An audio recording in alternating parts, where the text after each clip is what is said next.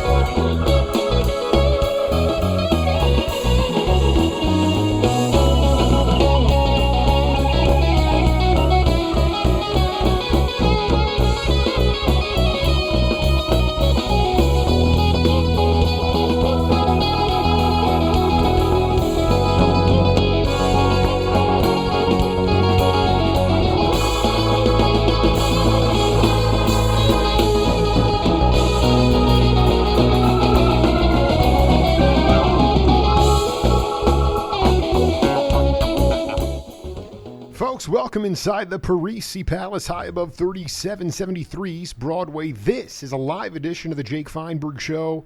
Comedy on Power Talk. Please go to our website, powertalk.live.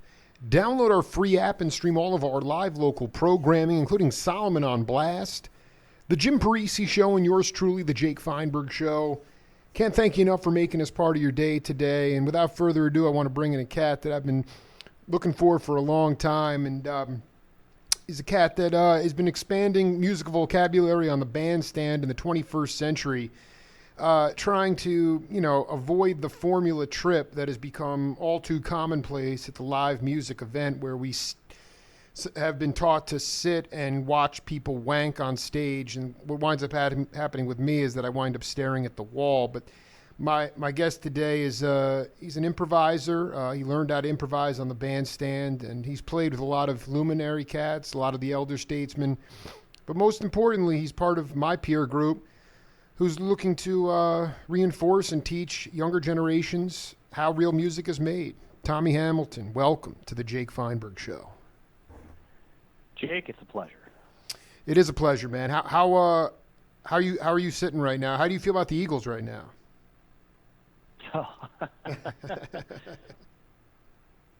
Figure that. I'm as surprised as anybody, but looking forward to the second. Well, I just don't know if Foles can do that again. What he did. I mean, he looks. I think I could throw a ball better than he could, but he was on fire that game. I couldn't believe what that guy did. I mean, hey, he's only got to do it one more time. Right, and he's only going up against the greatest quarterback. I mean, I hate Brady, but he's way beyond Montana now, as far as I mean, he's gone beyond. Yeah, no, I mean, this guy is it's incredible. I mean, that team, it's history. That you can hate them all you want. That's fine. It doesn't change the fact that they're the best that probably has ever been. And I mean, you could literally take away every piece of his team, and he probably could still win. I mean, you get rid of Gronk. It's like they're playing with like a marginal squad, but whatever. Anyway, I just wanted to. I know. Are you from the Pennsylvania region? Where did you grow up?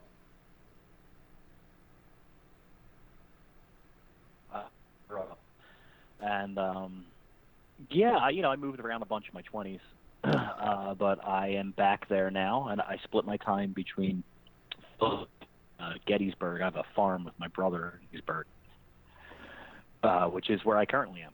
So because the reception's a little bit spotty. You cut out there. Where did you grow up originally? That you cut out there. Oh, sorry. I grew up in Philadelphia. Oh, you did? Yeah. So can you talk about the live music that you took in before you were really a professional? How much, the kind of variety of music, and ultimately how much live music you saw growing up? Well, my dad had a band when I was a kid, And they practiced at my house like at least once a week, and they played gigs around the city. They were, they were just like a cover band playing classic rock stuff. But it was always going on as long as I can remember. My dad had a band, and I always just kind of thought that's just what you did. I never thought of it. I didn't think of it as like a way to make money. I thought of it as a way to express yourself, and it's just something that you did. If you were a creative person or an artist, you needed to find ways to express that, and and that was one of the ways. So I didn't really the idea of money and playing music didn't really merge in my head until I was like into my 20s. I just loved playing, and so I've been doing it forever. Obviously I saw a bunch of concerts when I was a teenager. I saw the Allman Brothers dozens of times. I saw the Grateful Dead 3 times, a bunch of Phish shows. But it was just but I was always playing from the time I started playing in bars when I was in 91. Wow. So I was 12, I guess, or 11. Yeah. Did you ever get to go to Ortlieb's? Ortlieb's is still there. I think it reopened. Didn't it close for a minute? I don't know. I mean, I used to go down there and see Sid Simmons. I think in the 90s. Yeah, but I mean, like, that place was badass. We're essentially the same, generation. I'm 39, but I used to go down there and see like Sid Simmons playing. Maybe Mickey Roker would show up. I mean, Philly is just like a bastion of. So many cats I talk to really have an understanding that it's all music, and then the subjective part is that it's either good or bad. But the stratification never really existed. There's tons of record stores, there's tons of clubs, and there's probably a regional sound coming out of that Philly, that Vince Montana soul sound. But I guess I would love you to talk to peeps around the world because you kind of make it look effortless sometimes. But could you talk about how you really learned to improvise?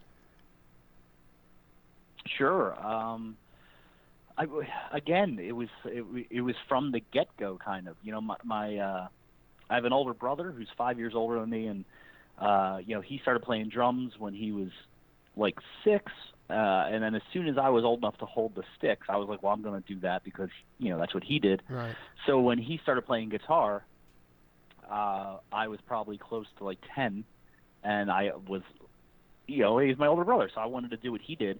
So he taught me to play guitar by listening to, like, he'd make me listen to the Dead and listen to what Bob's doing because he was the older brother. He was going to be Jerry, and Wait, hold on a minute. Wait, this is so sick. Wait, but you were playing on the traps. You weren't playing rhythm guitar, were you?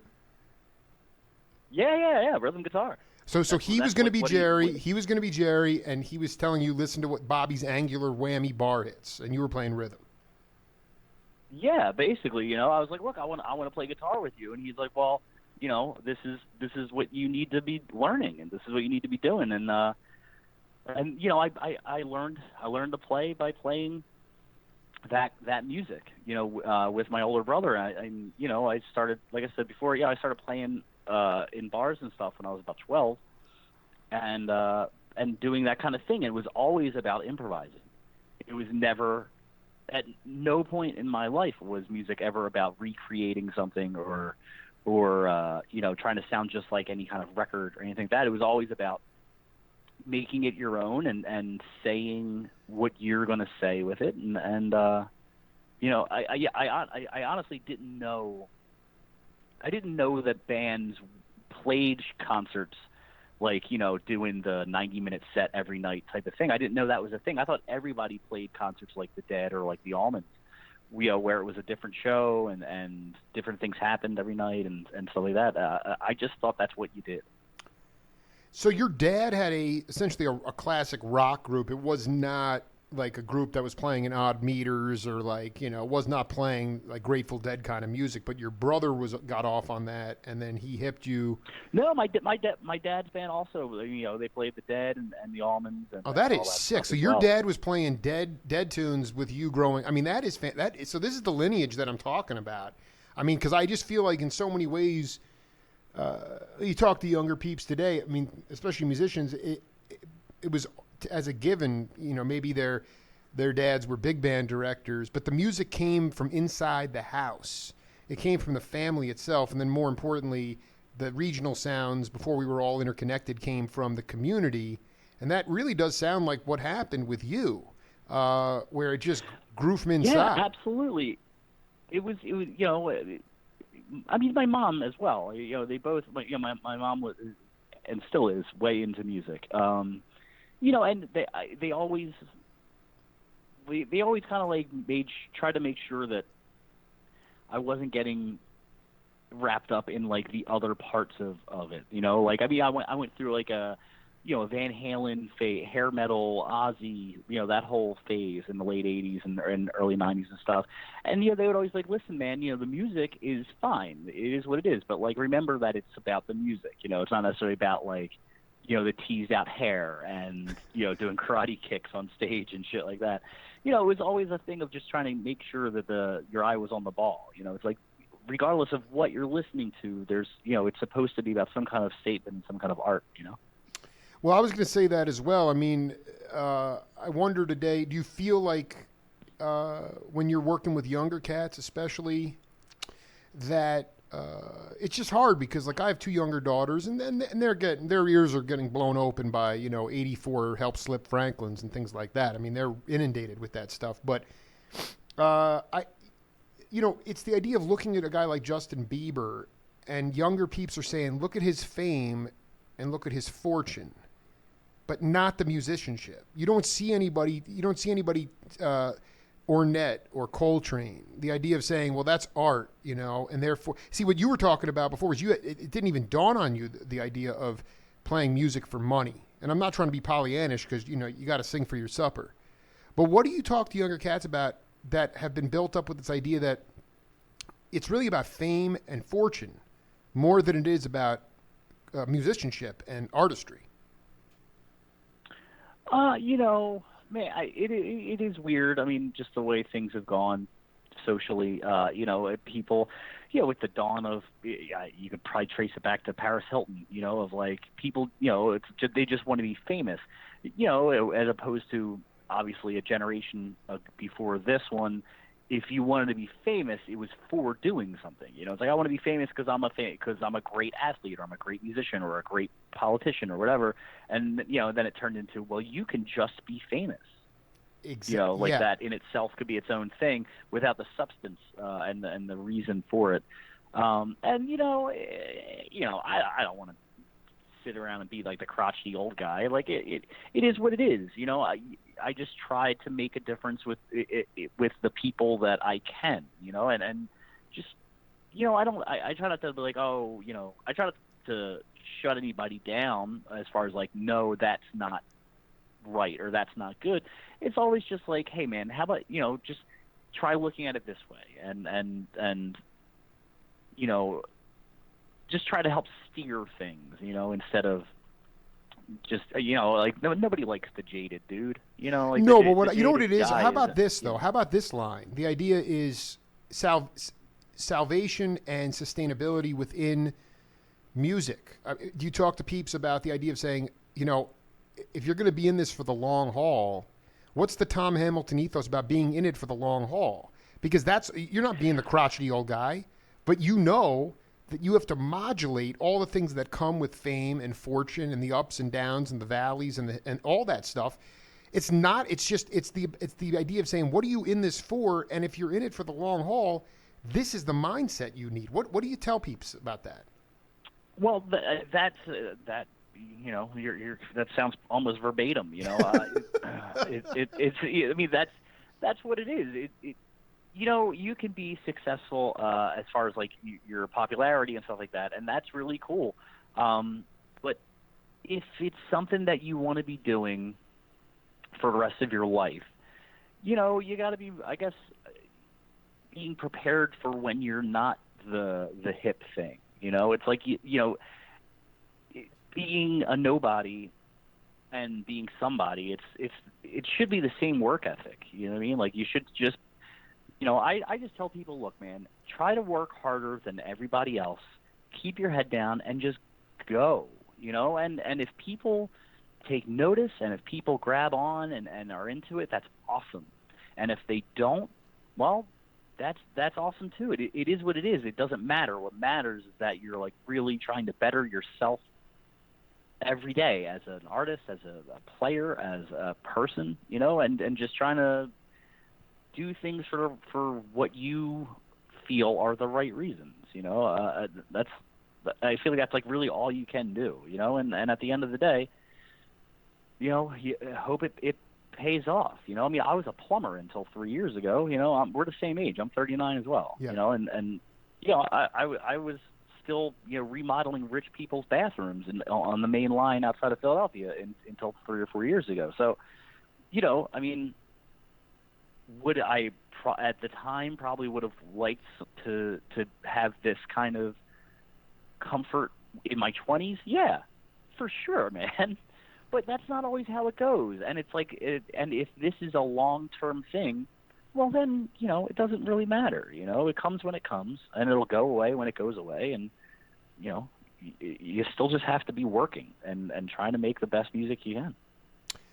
Can you talk about the feeling inside of you when I just happened to be watching part of the Bob Weir documentary, and he said that when around the time of trucking, maybe a little bit before, but he's like, when we realized that we could play music as a profession, it was like Christmas for all of us, and meaning the Grateful Dead.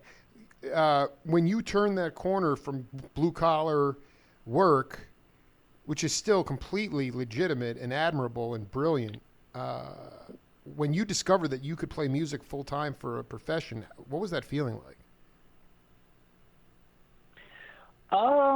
Well, it was bittersweet, I guess. I mean, I've always had a job, up until that point. I mean, that's 35 years of, well, okay, not 35 years of working, but since I was probably 12. I mean, like it's like I had a job when I was in high school. I went to school every 5 days a week. I had a part-time job, and I played the gigs every weekend. I was always busy. I was always working,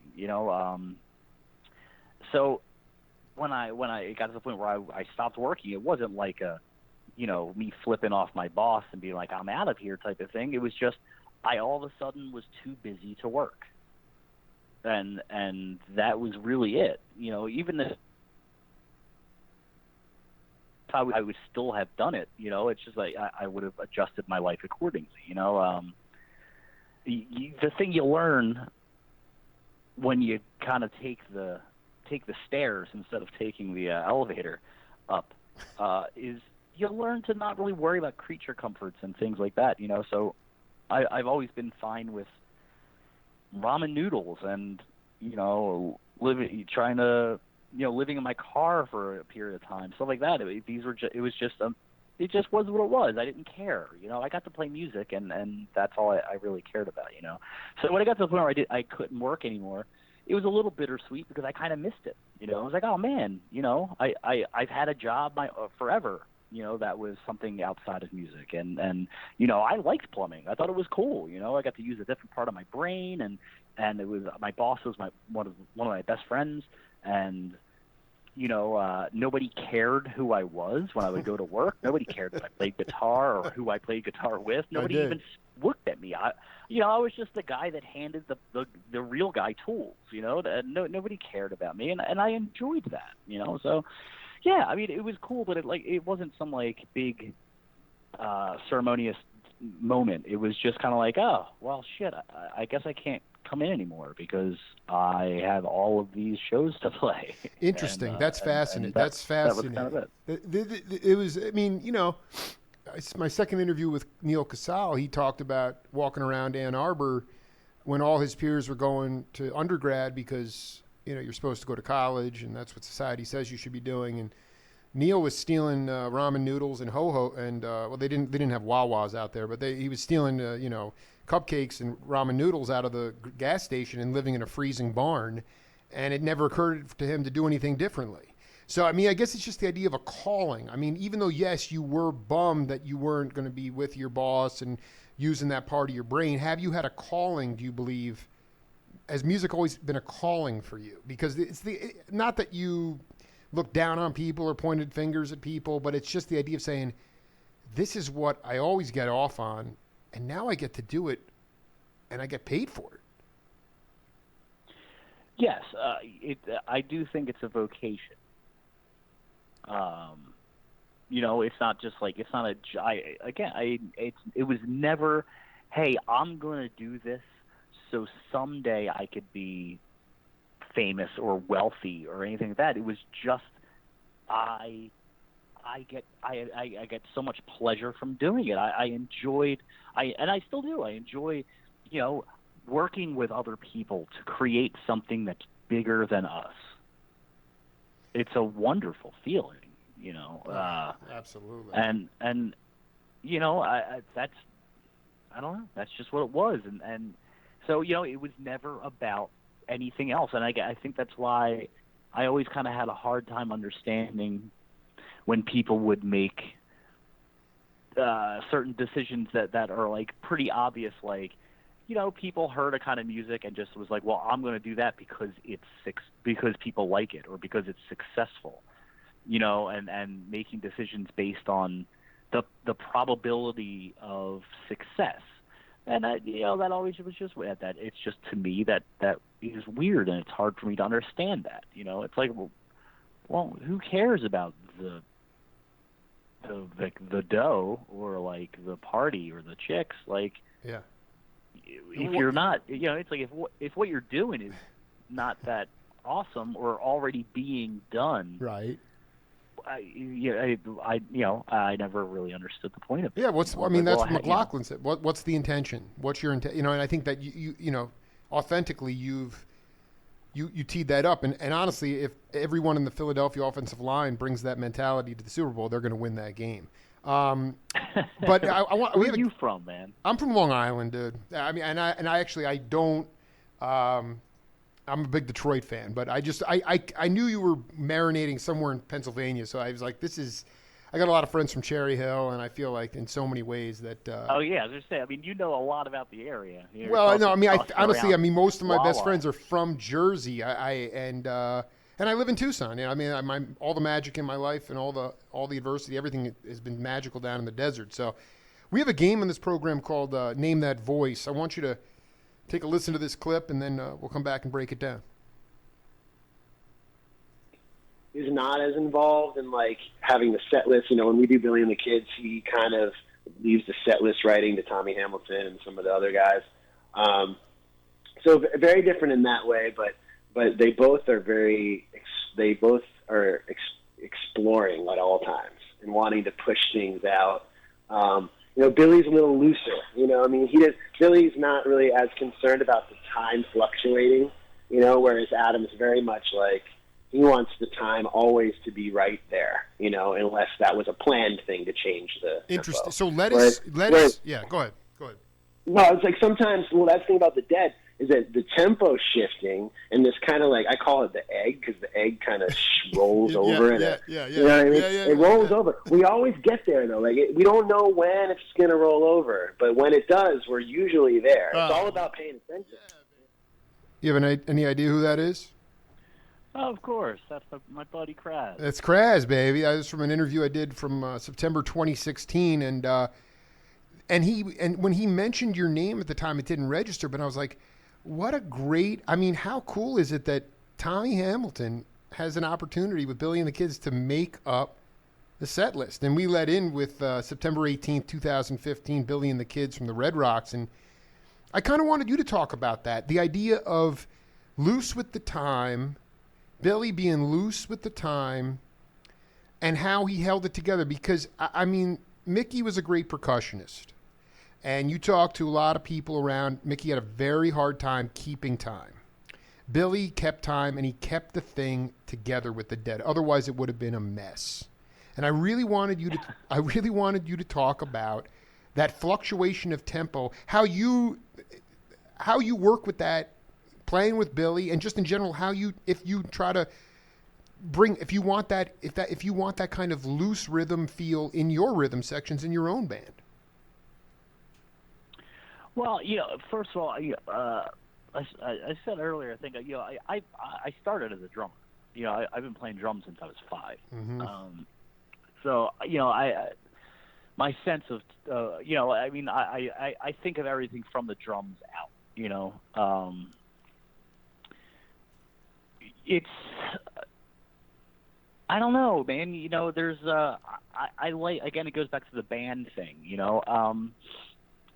Time is a communal thing.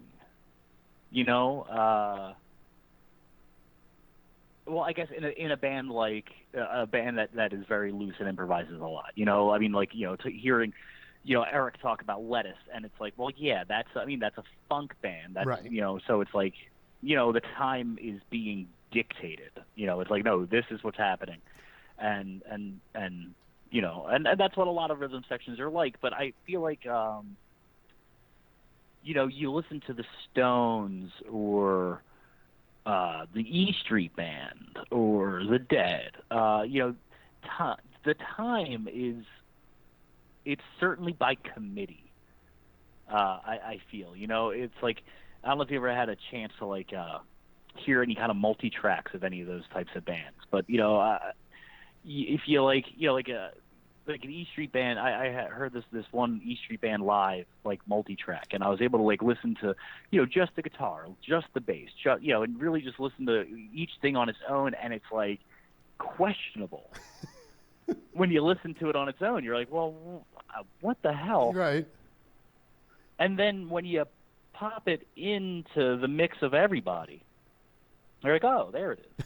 So you're talking about a live recording of the E Street Band, and then oh my, that's tripped out. Also with the Stones, same thing, or even the Beatles or Zeppelin. I mean, there was you listen to their live stuff.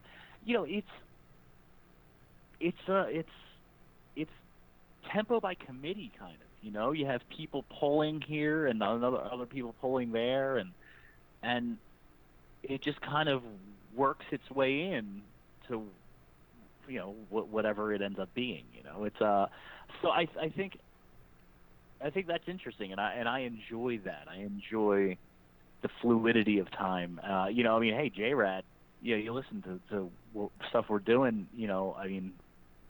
Joe will pull the time all over the place on purpose. He's not accidentally doing anything. It's all very deliberate. But it's if everybody in the band has surrendered their ego enough to just kind of be in the band, well, then you can react in an appropriate manner, and things just go. I think that's the thing about a lot of those bands, is that they were in bands. They had no illusions that it was anything but.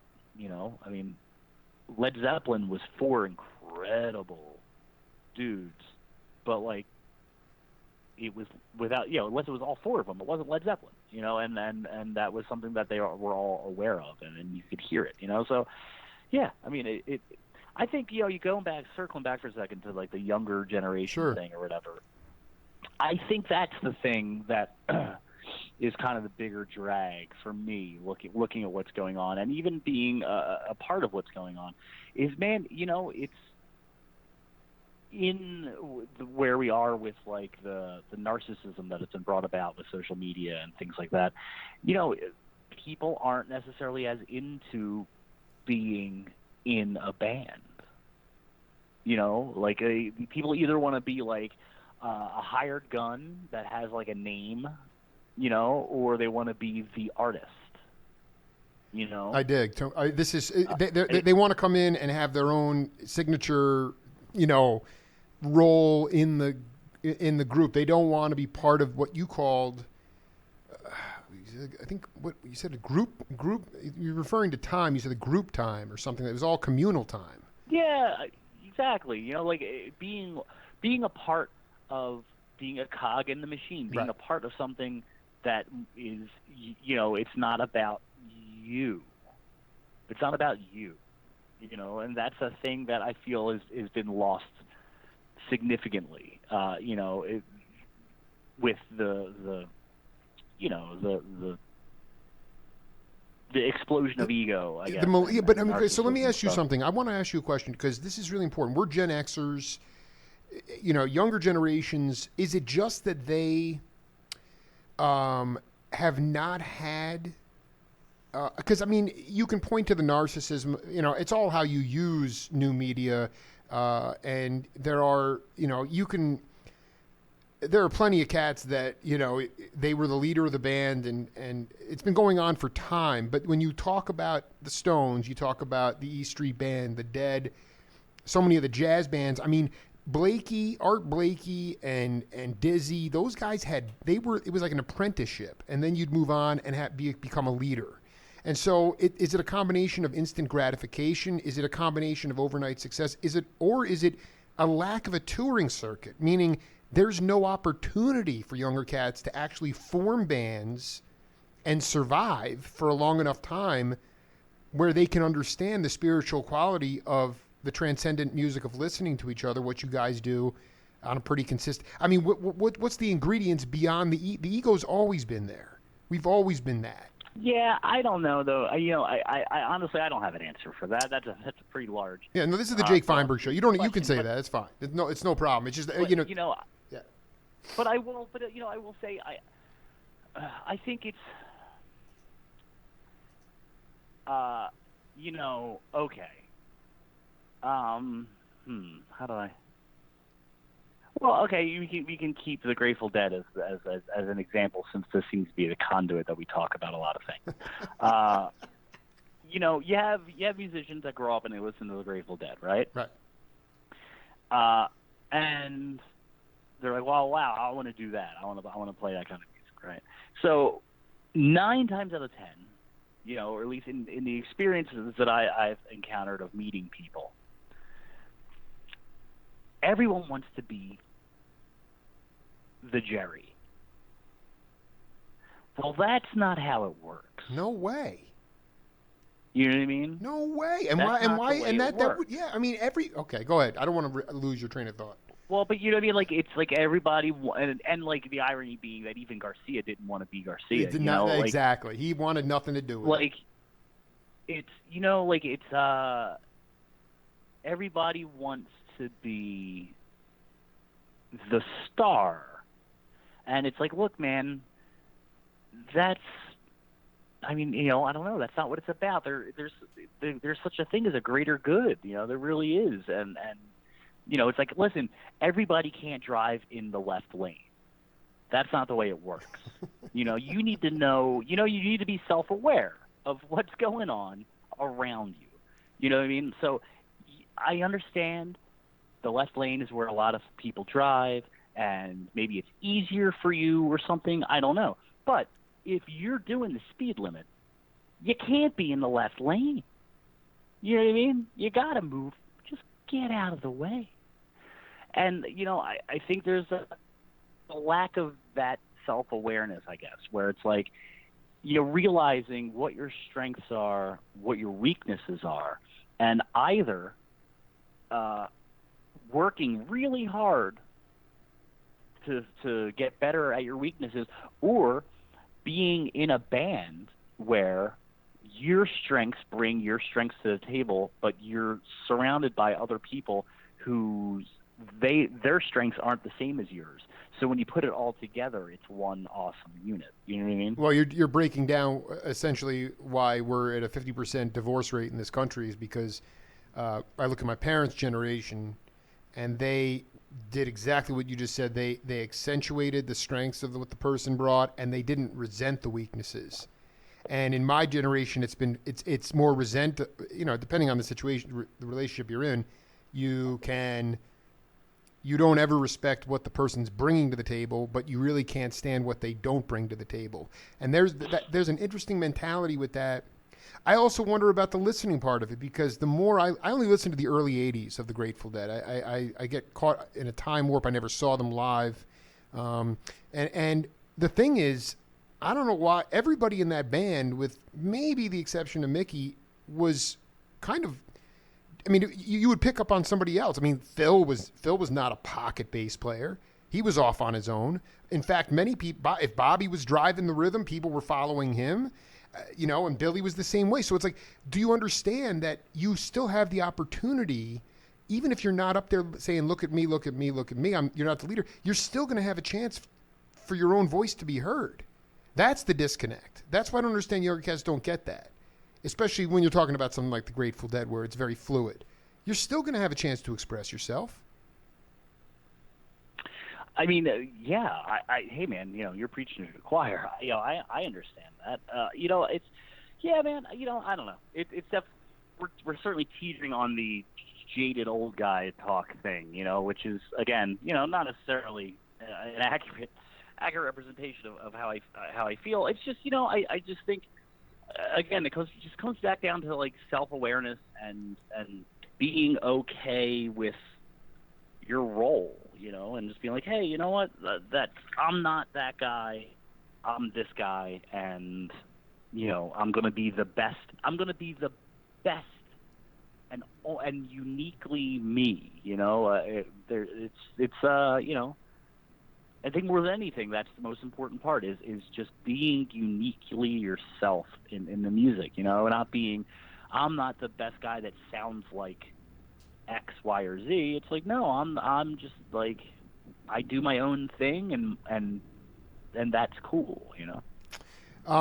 Could you talk about how you decide to bring people into your band in this new time? I interviewed a former collaborator of yours, Justin Mazer, and he told me when I reached out, he gave me your email. He said he's no longer with you, but when you are, what are the kind of qualities of a musician, especially younger, different generation, that you're looking for, that you want to be part of this unit?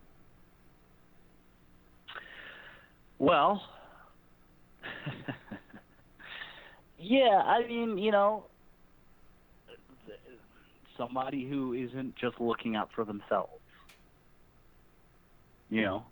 There's a thing of, being a part of the team and making the team the most important thing. That's it. That's the thing. And again, like I was saying, said before, in my experience with a lot of the younger people that I have worked with in the past, that's not the thing. It's not about the team. It's not. I will do anything for the people that I'm playing with. I will do anything for the band. I will do anything that I need to do to make sure that what we're doing is the best it can possibly be. A unique voice saying something unto ourselves. That is what I look for. Could you give an example of when you've done anything it took, even if you were the leader of the band, and maybe some less, I don't want to say less evolved, but people would say that's not me and that's beneath me. Can you talk about an example of some doing anything for the band? I mean, just my, yeah, man. I mean, everything that I've done in my musical career from the beginning until the present moment, it's always been about the people that I'm playing with. I mean, my first band was this band Brothers Past. That was like in like the Jamtronica thing. We were like one of the early goers of that. It was the Disco Biscuits and Sector 9 and my band. And, right on. We were in that first wave of people doing something new and unique. And man, with that band, there was nothing I wouldn't have done for everybody else. I mean, we all killed ourselves on the road for each other. The long drives, the sleeping in places that aren't necessarily places you want to sleep. Yeah. I dig, man. You know what I mean? I dig, man. The things, and it was never, and it wasn't a thing. It wasn't like, you start, or at least, for me, it's like, it's not like, oh, I'm doing this, so therefore I should get something else. It was like, no, we all did this together because we believed in what we were doing and we loved what we were doing. It had nothing to do with anything else. It was just, a community thing. It was we do it for each other, and that and it's an interesting group of dudes. That was an interesting group of people because I grew up pretty poor in West Philly, but some of the other guys in the band were very affluent, came from very affluent families. Another guy came from like more of an upper middle class thing. It was all different, coming from different places, and we all kind of, it didn't matter. It was all just like, look, we're all gonna kind of each get our teeth kicked in together. And it made it okay. It made it all right because we were all doing it. It was an all for one thing, and that was a lot of the problems I always had with my next band, the American Babies. I always wanted it to be a band. I wanted it to be a group of people, like-minded, doing, working together. And it was never that. It always turned into, well, what's in it for me? Right.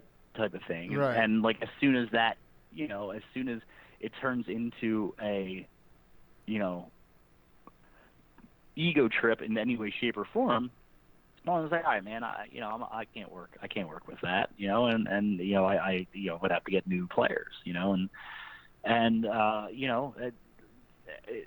so that band had probably like 3 different versions of lineups that it all kind of ended the same way of just kind of, this is like more work than than I feel like putting in, or just like some kind of weird thing. And it's like, look, man, I work again. My motto, it's like I try to work harder than everybody else, and when you do that, good things will happen. Well, if you're in a band and everybody in the band is trying to work harder than everybody else, well, that's when it's you cruise, that's when you go and great things happen because, everyone is doing that. And that's a hard thing to find, man. It really is. And I don't know if it's a generational thing. I don't know if it's an age thing. I don't know. But, I do know that it's difficult to find, man. It's difficult to find people that really just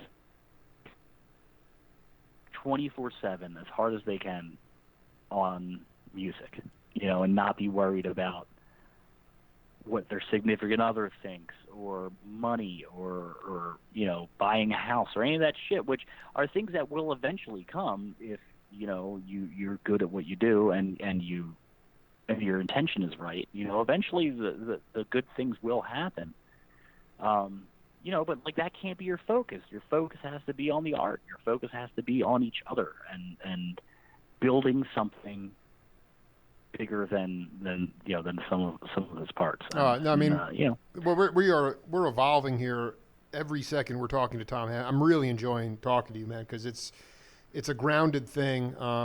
You're a pretty grounded cat, but I guess being that there's been a few iterations of American Babies, could you talk? It's a 2-part question. Were these sort of tangential issues, houses, significant others, cash, money? Was that the dissolution, or was it more the idea of issues on the bandstand? Like you talked about, you can talk about putting on your lunch pail, getting your lunch pail, the hard hat, and working your ass off harder than anybody. But if you're not bringing that unique voice or not understanding your role, I mean, the overarching question is, have you wavered? What are the most important qualities of leadership on the bandstand for Tom Hamilton? And have you adapted any of those or wavered in any of those because of the different iterations of the band? I mean, I think the most important thing for leadership is to lead by example. You know what I mean? To never ask anybody to do something that you don't do. Mm-hmm. I think, and I think that's where a disconnect happens a lot. Because it's like, I don't think I'm smarter than anybody or more talented than anybody. I don't know if those things are even as common as those words are used. I think I work hard. I think I'm always thinking about art. Whether it's music or film or whatever. It's like I said earlier, it's a vocation. It's a part of my existence. And I choose to make it that way. And I think that so there's a standard that I hold people to, I guess, and I don't know. I think there's only really one or two answers to why people wouldn't be able to meet that standard. One of which I don't think is possible, which is that like I am more than anybody else. That's not true. That is not the case. I'm just a fucking sorry. I'm okay. just a guy. Yeah. This is extraterrestrial radio, so you can curse all you want. Oh, okay. Yeah. Well, I still. But yeah. I'm just a dude that loves to do what I do, and I work really hard at it. But, I'm not special. So therefore, the only conclusion I can come to is that it's because the other party doesn't want to work that hard, and that's where it's just kind of like, all right, well, if that's the case, well, then it's probably better to go to move on and see if there's somebody else that's a better fit that is up for the challenge, and as far as wavering, yeah, man, it gets to be a thing where you're just like, man, this is a bummer, where you keep you try to invest in people and inspire them to like, hey, look, man, we're just people. Like, if you work as hard as I work, we'll be on the same footing. That's really all. That's the formula, and and just like it not happening a lot. So, the American Babies, I kind of put that whole moniker on hold right now and started this new band. I'm not sure if you heard yet. No, talk about it. Yeah, please. Oh, okay, yeah. So, do you know Holly Bowling? Of course, great pianist. I've interviewed her. Yeah. Oh, okay. Yeah, So, well, it's a new band called Ghostlight, and it's me and Holly.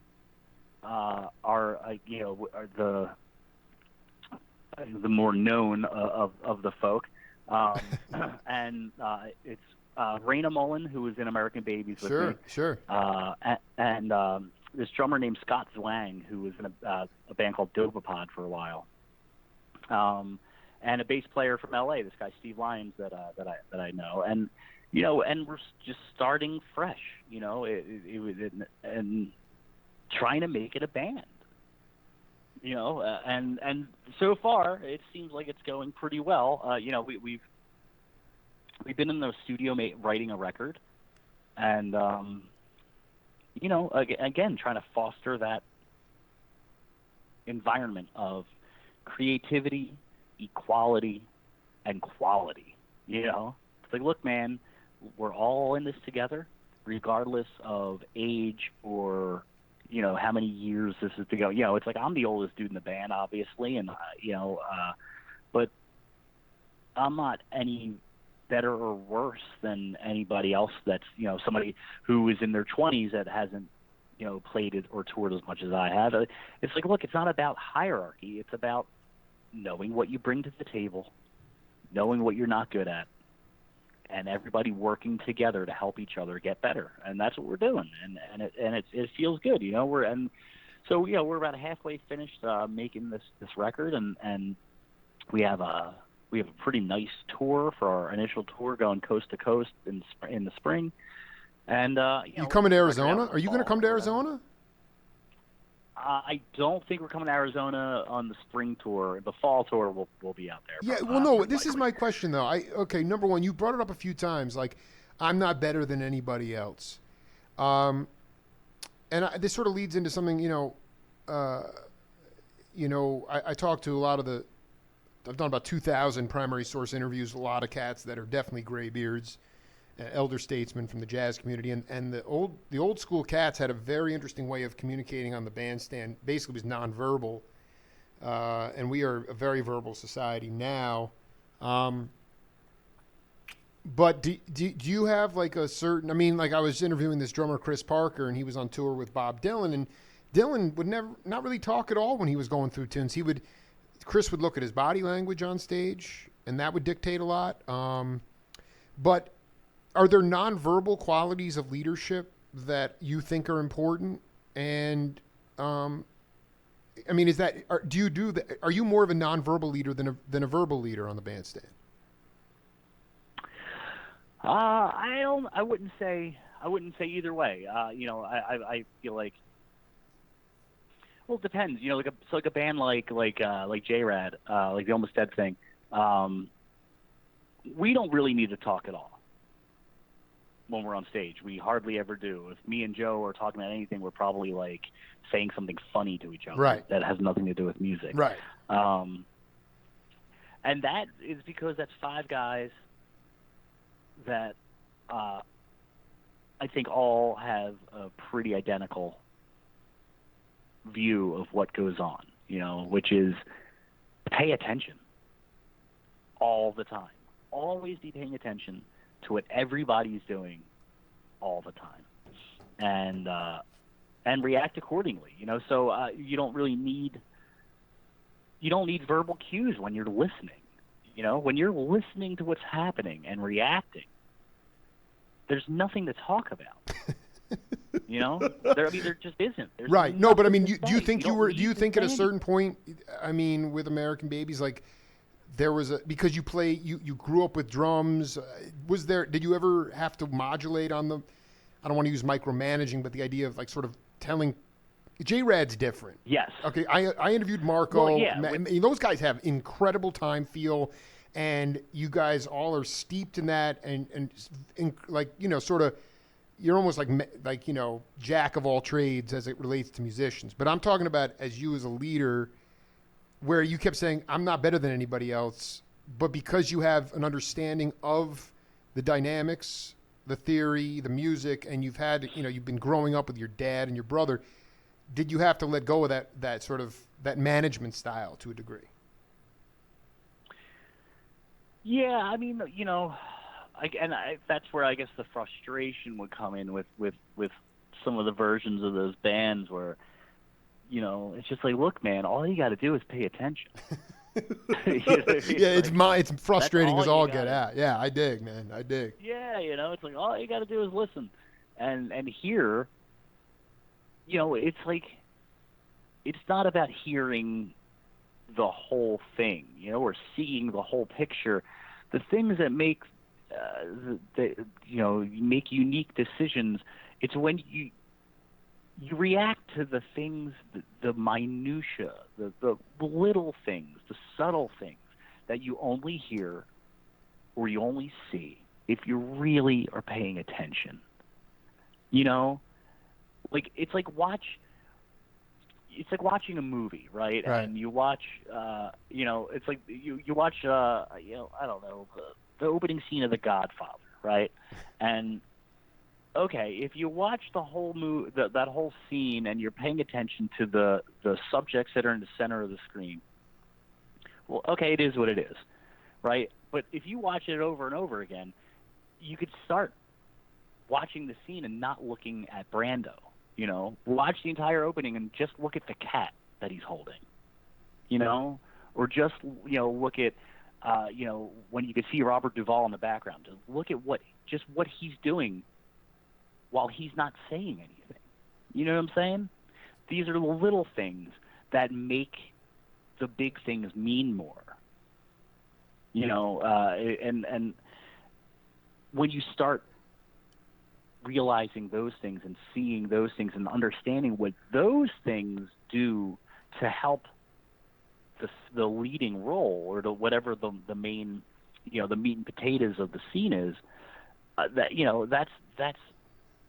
that's when brilliant things happen. Well, that's when magic occurs. Does that make sense? Yeah, well, absolutely. I mean, I wanted. What's the new name of the band? Ghostlight.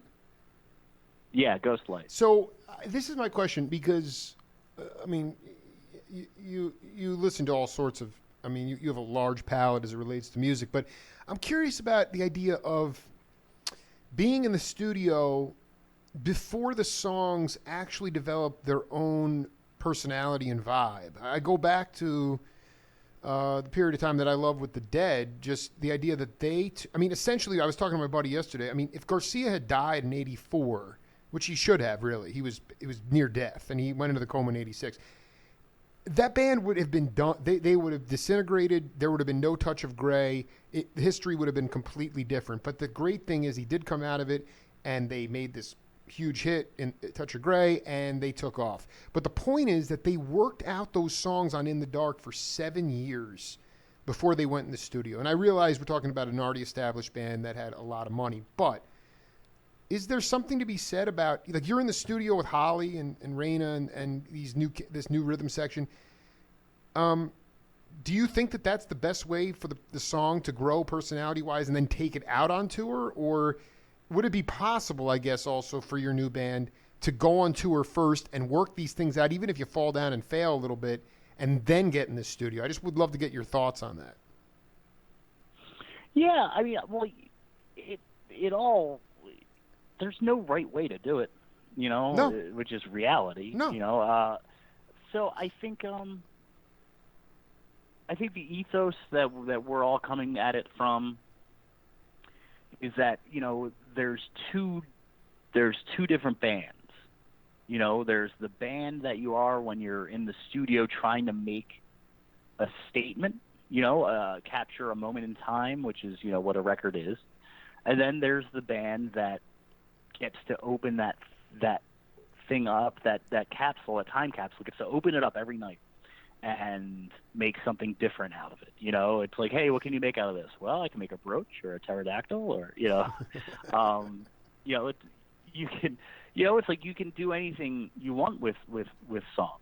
You know, that's the excitement of it when you're a bunch of improvisers. You know, and those moments, you know, fortunately with the scene that we're in, you know, fortunately those moments also get documented. So you get to hear the songs grow up and mature into whatever, you know, you want to. We keep using the Dead as an example. I mean, you know, the Working Men's American Beauty, you know, that shit, that's the stuff that made them the Grateful Dead. That's the stuff that made them famous. And those things, those songs were written in the studio. You know, and then they got brought out and Absolutely. you know, paraded around the country. Absolutely, no, absolutely. I mean, So, it's just interesting that it's. Have you played with these cats in different iterations before, or maybe just in free jams? yeah, well, no, you know, so Holly sat in with the Babies a bunch over the last couple of years, and you know, we really just musically we just really connect. You know, we're, you know, definitely kindred souls when it comes to the, you know, our work ethic and the wanting to just kind of go anywhere, excitement of improvising.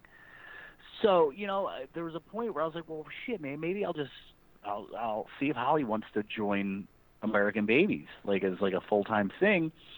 But then, you know, I don't know, it kind of just dawned on me to, like, you know, it's different. You know, everything's different now. You know, I'm different. I'm a different person than Absolutely, I was. man. Yeah. And it's a new chapter. So, you know, it's like, let's shake the Etch-a-Sketch and start over fresh here and you know, and make statements together, you know, because it's like, you know, hey, man, I can sit here and say all I want about, you know, surrendering of the ego and all these things, but you know, you got to practice what you preach, you know, and I tried practicing it with the Babies, with bringing people into this project and being like, listen, come in and let's just be equals and work together and write together. And it would never work out. That never was what happened. So I was like, well, you know, listen, if that's what I really want, then I need to foster an environment that is more conducive to that, and that would be starting over and having something where it's like, look, man, we're all starting from zero together. What I think is great is, like, I mean, Holly, to me, it is she's essentially been what she's known for at this point. Aside from being her work ethic is great, and just having a deep understanding of theory and stuff. She's been doing instrumental takes on Grateful Dead music. So I think it'll just be cathartic for her to be doing original. You guys are assumed doing all original tunes. Yes, absolutely. And that was something, again, comes with the knowing what you're good at, what you bring to the table, and what you aren't good at. Yeah, right. And a thing that we spoke about was the fact that she hasn't done the original music thing, but but sees how sees that I've been doing it for my whole career, and is like, okay, that's something that we can help each other with. It's like, I can help her find her voice, and she can help me bring my vision to fruition. It's like, it's a give and take, and a yin yang thing where we really do help and complement each other. I love this tour, by the way. I mean, I'm planning on coming to New York in April. I might have to come to the Bowl. I just saw Metzger there with Ola and Joe Russo. I mean, how many side projects do you have at this point? Do you have, obviously Ghostlights is you're the front man, titular front man. But, yeah, that's my real band. Yeah, I mean that's my band. That's not that's not really a side project. No, absolutely, that's your gig. But I mean, like, is there other? I mean, you guys seem to be, birthing all these other side. Do you have other side gigs that you do? I do this thing called Electron, like probably 5 times a year, which is interesting. It's Mark and Aaron from the Disco Biscuits, and Mike, the drummer from Lotus, and myself. And it's like it's Mark Brownstein from the Disco Biscuits. It's his project, and it's his thing. It's him getting to play his songs, I guess, in the way, more in the style that he would prefer them to be played outside of the Disco Biscuits. And it is what it is. It's a fun band. I've been friends with all of those guys for almost 20 years, so it's just a good hang. And, I'm sorry, J-Rad. You're a constant member of J-Rad too? I mean, that's another side project. Yeah, but me and Scott and Joe and Marco and that's the band. That's just such a great freaking band. Just one more thing on Ghostlights, and you don't have to let the cat out of the bag if you don't want to, but the album was going to get cut. But are you one of those cats that, I mean, even early on, this is kind of an interesting thing. This is a maiden voyage for you guys, but essentially the record gets distributed, it gets into people's ears. Do you want the audience to come and expect to hear exactly what's on the record, or are you guys looking to, take off and have some kind of, essentially never play the same song once? It's always a different. Yeah, no, we're a group of improvisers. I mean, that's what I'm an improviser. That's what I do. That's what I like to do. I like to make whatever song I'm playing at the moment. It's that day's version of that song. It'll never sound that way again. I got one more audio clip for you, and then get you to react to it, and then we'll call it a day. Hang in there 1 second. Okay.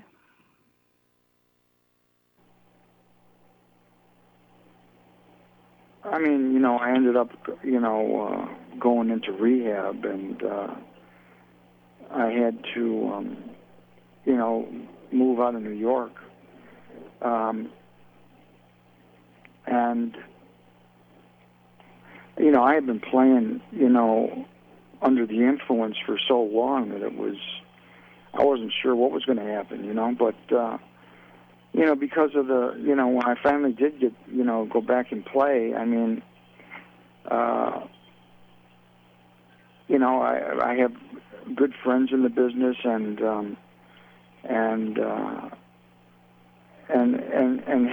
being able to go back to music,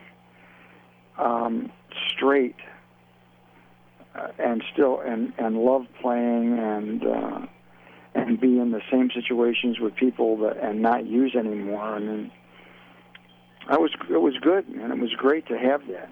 You know, I could have lost it all, and I didn't. And so, you know, being able to come back to music, you know, looking back on it, helped save my life. You know, drugs, I don't think they make you play better, but they can ease whatever pain you're going through to help you be able to concentrate on something that makes you feel good. Mm-hmm. That was Steve Gadd. I don't know if you ever had a chance to play with Steve or not. I have not. Yeah, so that was from my interview with him from August of 2014. This is a guy who, well, like he said, he literally, I mean, Al Di Meola would walk in the studio and Steve would be passed out in a chair, and they'd have to prop him up and tape the chord changes to a sheet on his tom-toms, and he'd pull it off, and he was wasted. But he lost everything. He couldn't see his kids, and he almost gave up everything. And he had good people, good friends in the business, and when he got straight, and I find it interesting, it's always this nexus of genius and addiction with the artist, and the idea of saying, I mean, again, going back to the Dead with Garcia, just sort of relying on substances in order to get to that place where you think you can be tremendously expressively creative. And it doesn't have to be drugs, but I just wanted to, a lot of my show, one of the L's on my program is life, which is overcoming adversity. And I just wanted Tom Hamilton to talk about time in your career where you faced some adversity and how you overcame it and how it made you a stronger person and a stronger band leader. Well, you know, I think the important thing that for people to realize, it's, you know, a lot of the time, man, you only get to play for, you know, what's a concert last? At most 4 hours. Right. You know, so I you know, and I can't speak for everybody, but, you know, I could venture a guess that, you know, a lot of the times the drug use isn't about that 3 hours, 4 hours on stage. Drug use is about the other 20 hours in the day. That's exactly right. That was the biggest problem with Garcia. They got to the venue too early. That's where the trouble began. I can imagine, yeah. Man. You know, it's you know, it's hard. It's, you know, the art and the artist, you know, they're two separate things, man. You know, there's, you know, I obviously, you know, now in our current climate of Puritanism. Yes. You know. Yes. There, you know, there's a standard, and look, man, I understand. There's a basic, you know, a basic human standard, and I get it. You know, but the thing is to expect people who have done extraordinary things to also be an extraordinary person. You know, I don't think that's necessarily realistic. It's not mutually exclusive, you know? right? I mean, well, I mean, you know, man, we're all broken in some way, shape, or form. Absolutely. You know, absolutely. Everybody is more, you know, everybody's fucked up in their own way, regardless of what those things are. And you learn to cope with it in different ways. You know, people will be like, "Oh, John Lennon was a terrible father," or, you know, shitty husband. And it's like, dude, who the fuck cares? That's not what we're talking about. You know, we're not talking about the other 23 hours in the day. We're talking about the guy that wrote Imagine. You know, Absolutely. We're talking about a Beatle. And it's it's so I mean, I don't know, man. We all deal with adversity. Could you man. could You you know, could I've you been could you personal struggling. yeah, can you personalize it with an example? We all like we're all Yeah, in our sure. yeah. Go ahead. I've been struggling with depression and anxiety for my entire adult life. It started in my adolescence, and I'm talking about real, like not being able to leave my house for weeks at a time, or I've had moments where I've had to have bandmates pull me out of a bathroom at a venue because I couldn't go on stage because of the anxiety, or just dark, just darkness, man, just darkness that feels like you're never gonna be able to get out of it, we've all, I'm sure, I'm sure everybody's felt it at some No, no. point. I mean, I don't know. I don't you're know. speaking to the same. You're preaching to the choir. My question, because I've dealt with it myself, and I guess the question is, Well, how have you it's continued to it's move? the Yeah, Mario Cipollina, John's brother, has put a gun to his mouth. I don't know how many times. I mean, this is a man, but he's still here. He's still living. He's still pushing. So yes, you've had angels on the way to get you out, but beyond it all. I mean, it's your greatest weakness, but it's also maybe your greatest strength. And you push. How have you pushed through it to get to where you are today? You're still. I mean, you're not. Even in this time, you're on your path. Yeah, I mean, it's the job, I guess. I don't know, man. Like I said, we all deal with our shit, and it's not any easier or harder, necessarily for any of us. I mean, like Steve Gadd, man, that guy, has one of the most known drum intros ever. I mean, he's Steve Gadd. He's played on some of the biggest records that's ever been. Well, he I'm played Tom on Allen. my daughter's second daughter is Asia. He played on Asia. It was amazing. It's just but Right. yeah. I mean, yeah, he's this guy that's a legend. And I'm just a dago from Philadelphia that clapping like the wank off on the guitar. Yeah. Like we're not even in the same fucking ballpark. Maybe not even the same sport.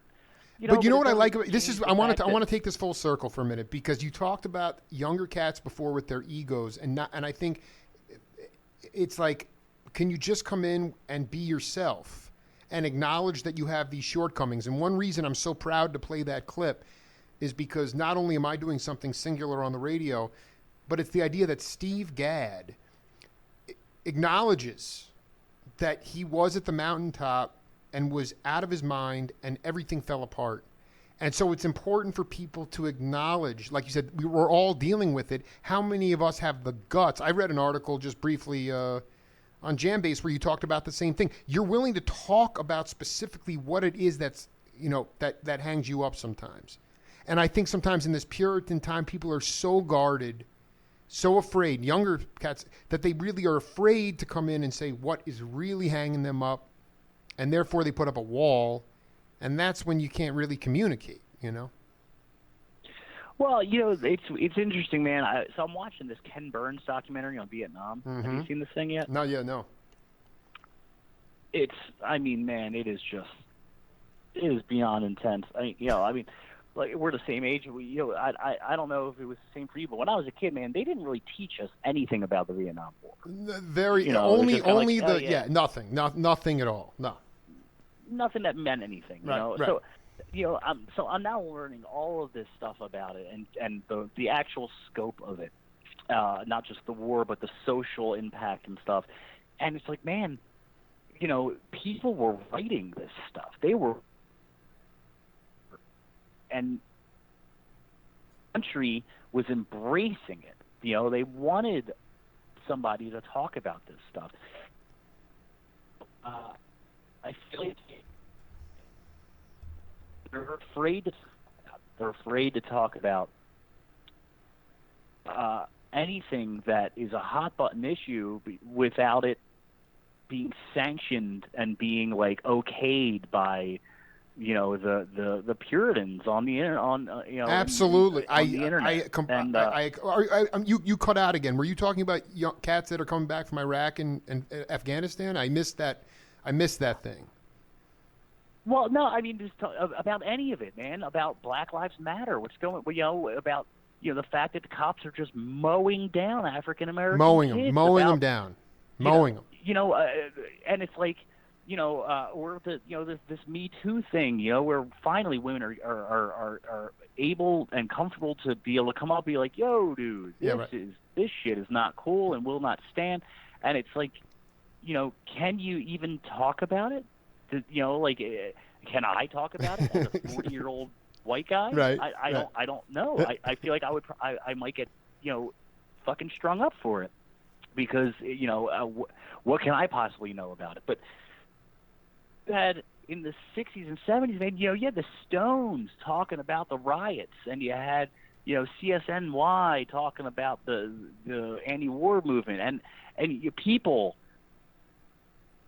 embraced it, you know, instead of just shitting on everything, you know, and you know, I don't know. I think there's a lot of that. There's a lot of fear about talking about things, and you know, so when I made that last American Babies record, it was like, you know, the thing I had going for me is that nobody really gives a fuck who I am or what I say.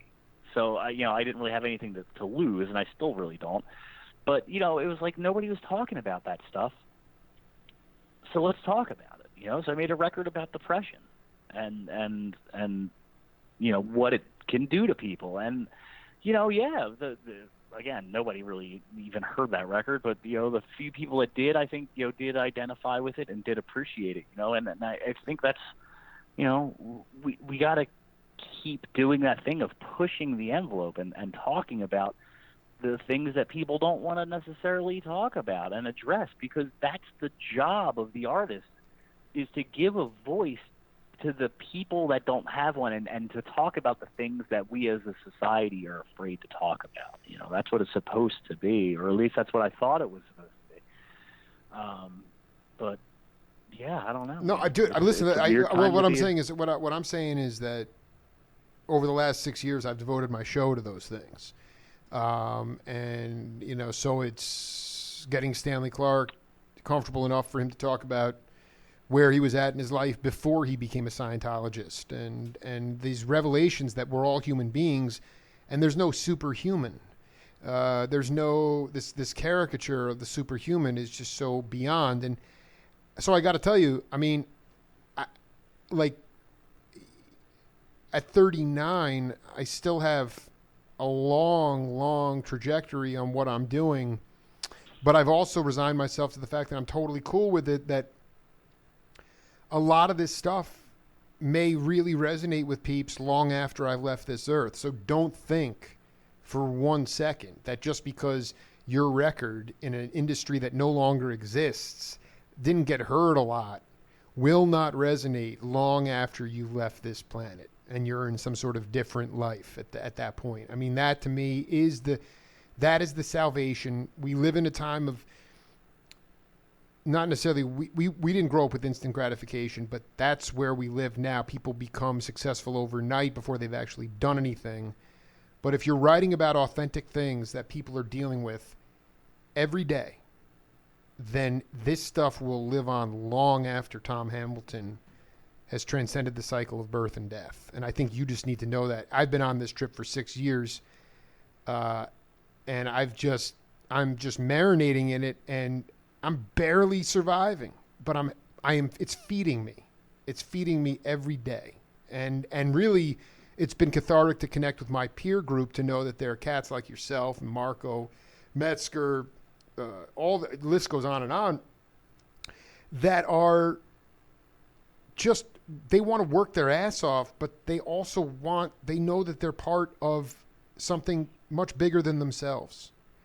And that's the most vital thing to hang on to. And so maybe that stuff doesn't get picked up in this puritanical time. And maybe civilization has to completely fall apart in order to be rebuilt. But at some point, You're writing about stuff that's tangible, that's affecting millions of people that aren't getting the help, can't afford the help. Just talking about psychological stuff too, not even talking about the for-profit prison situation. But it's like, I mean, or just the mass killing of minorities. But this stuff will live on, man. It will go on way after we've transcended. And I just think that is something that definitely I want to keep pounding and pounding and pounding on these shows because, well, it's just the trajectory that I'm taking, and it's driving me, and it has nothing to do with, it's just about, it's about living life by your own rules and not the rules that society says you should live by, and then trying to address the things that affect you and try to inspire peeps. That's it. And that's what you're doing, and that's what you continue to do. So, I'd love to do part 2 at some point, Tom. I had a ball with you, Jake, anytime, man. Yeah, you're a good convo, my man. Anytime you like, you let me know. All right, my man. And I'll get you a copy of this later. And I'd love Ghostlight. We'll hopefully connect down the road this year. I wish you the best of luck, and just keep kicking butt, man. And go Eagles. Thank you, man. Yeah, let's do another one of these in the fall after the record comes out. We could talk about it. Sounds good, my brother. All right, Jake. Yeah, be cool. Later on. Bye-bye. Tom Hamilton, an evolving musician and human being, as we all are. That's it for the Jake Feinberg Show today. We'll be back tomorrow at noon, if not before. Until then, peace.